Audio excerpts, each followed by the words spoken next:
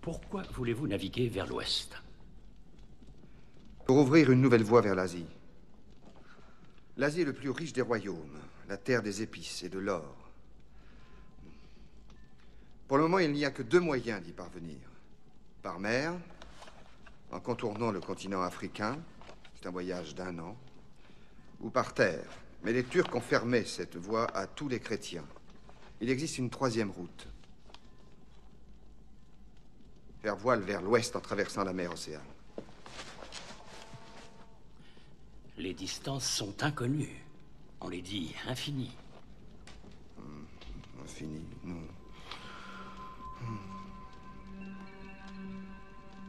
Superstition. Je crois que les Indes ne sont pas à plus de 750 lieues à l'ouest des îles Canaries. Comment pouvez-vous en être sûr? Il y a les calculs de Toscanelli, marin de tir, Esdras... Esdras est juif. Tout comme le Christ. 2 minutes, et déjà vous êtes un homme mort. Parce que je dis vrai? Oui, c'est le bûcher pour moins que cela. Les hommes que vous affronterez bientôt ont un cœur de pierre. Apprenez à contrôler votre passion. La passion, c'est justement ce qu'on ne contrôle pas.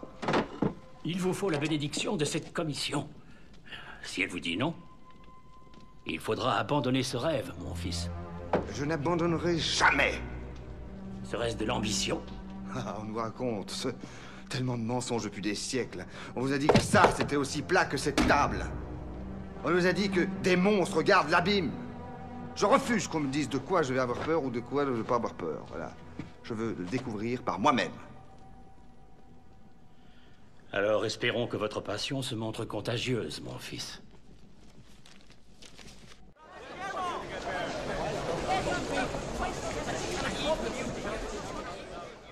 Hélas, Seigneur Colomb, c'est là précisément que nos opinions divergent.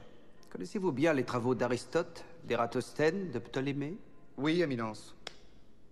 Alors vous n'ignorez pas que d'après leurs calculs, la longueur de la circonférence de la Terre est approximativement de 22 000 lieues, si ce n'est plus, ce qui rend l'océan infranchissable. Mais bien sûr, vous avez sans doute de nouvelles données prouvant que ces hommes de savoir se sont lourdement fourvoyés.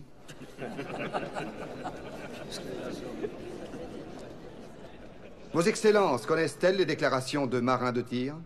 Mais oui. Dans ce cas, vous savez aussi que ces thèses contredisent Ptolémée. De Tir pense que l'océan ne fait que 750 lieues. Toscanelli, le Florentin, et le cardinal français Pierre d'Ailly tiennent tous les deux pour juste les calculs de marins de tir.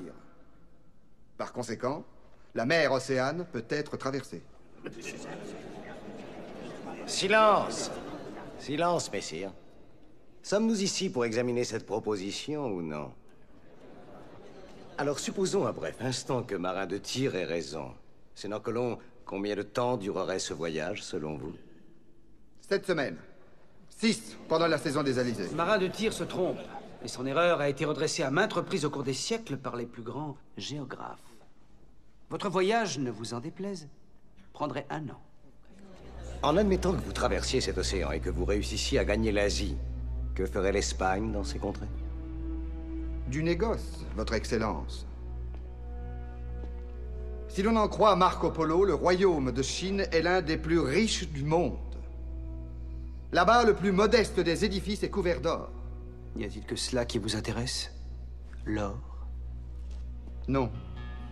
J'apporterai à ces gens la parole divine et j'en ferai de bons et loyaux sujets de Castille et d'Aragon. Au lieu d'un simple royaume, l'Espagne deviendra un empire. Si le dessein de Dieu était de nous rapprocher de l'Asie, croyez-vous qu'il aurait attendu après vous pour le faire savoir au monde? C'est le fils d'un charpentier qui l'a choisi pour se révéler au monde. Ainsi donc, vous vous considérez comme l'élu?